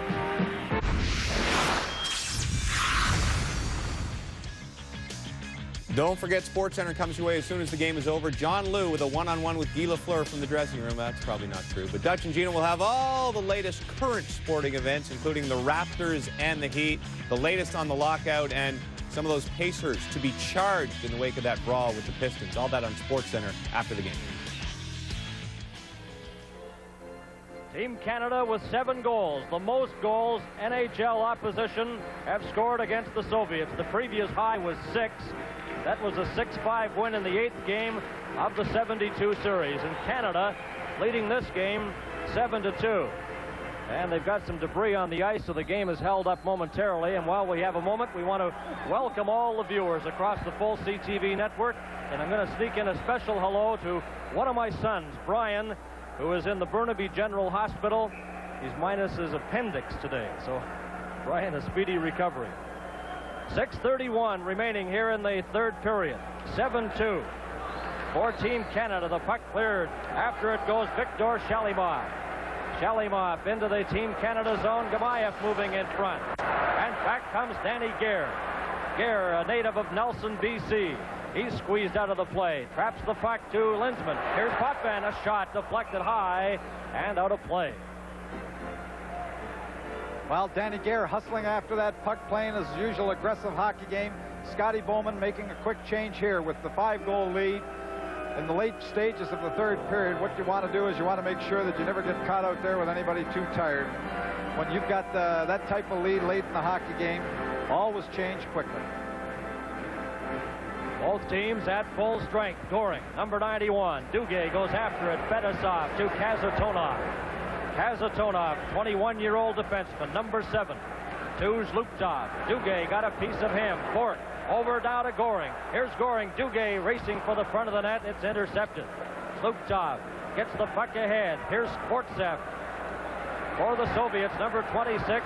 And Craig Hартсбурg takes him heavily to the ice. Kazatonov ahead now. The puck comes to Zluptov. Waiting for his teammate to get onside. That's Sportsev back into the play. Now it's cleared into the Team Canada zone. 5 minutes and 30 seconds left to play in the game. Canada leading 7-2. Pass too far ahead for Goring. He goes off on a line change. Sportsev gets the shot. Don Edwards stops that. Donnie Edwards in goal for Canada. Here's Trottье to Clark Gillies. Back in front to Bossi. Oh, and Michigan got a piece of that as Bossi let the drive go. And the right pad of Michigan deflected it into the corner. Beck goes after the puck to Clark Gillies. Now Makarov, number 24, gets away from Brian Trottье. Trapped there by Bossi. In front to Gillies. A backhand shot. That hit Makarov. Now the Soviets, Homatov. He stopped there. Some great play by Team Canada in this game tonight. Bossi knocked it away from Makarov. Clark Gillies went after it. And it's Fedosov, number 2.